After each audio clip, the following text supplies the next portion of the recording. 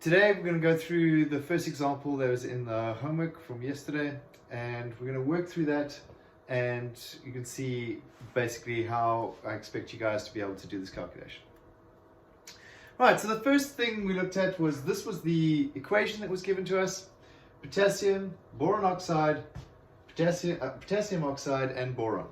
Right, so these guys were given to you, but obviously as it stands, it's an unbalanced equation. So the first thing we've got to do, of course, is balance the equation. Okay, so we're balancing the equation. Now, if I look at this thing, potassium's by itself, boron's by itself. Those two are going to be easy to balance at the end. So let's sort out the other issues first, and then we can balance the boron and potassium at the end. So my biggest issue here is that oxygen is 3 there, and there's only 1 over there. So my first move is to multiply that by 3. Okay? And then that's going to cause my potassiums to go up. But let's just have a look at this thing. So that's relatively simple then. My potassium becomes 6, and my boron needs to become 2. Alright, so now we have our balanced equation. So the next step, calculate the mass of each of the molecules using the atomic masses on the periodic table.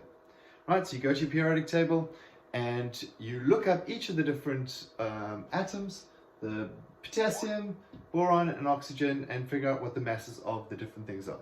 And it'll look something like this. Right, so you've got the mass of potassium is 39,1, and there's 6 of those, so you multiply it by 6. This boron oxide is that one there. So 2 times 10.81 and 3 times 16. You add the 2 of those together and you get that total.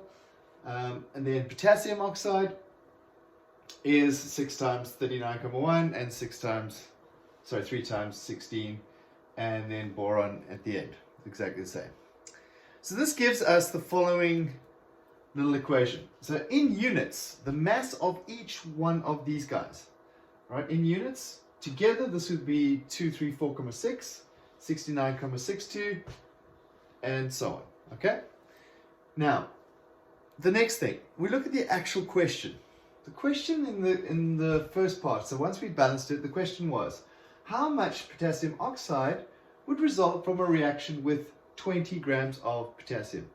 Now, in this particular case, they're saying that there's enough of the reactants to cause a complete reaction, but if I had 20 grams of potassium and it completely reacts out enough of the other substances, the boron oxide, to create this reaction, then how much potassium oxide would be needed for that result?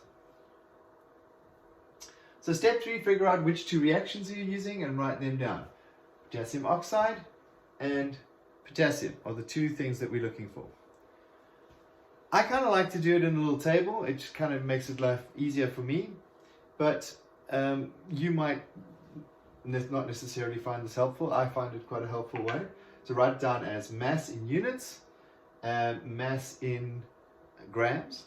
And then you write down what it is. So the 2 added up, all right, was the potassium was that, and the potassium oxide was that.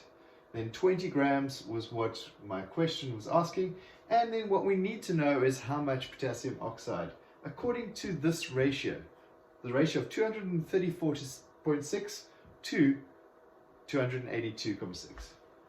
Now, straight away, we need to look at this thing. We say, okay, in this ratio, if this is 20 grams, we've got to decide, is this number going to get bigger or smaller?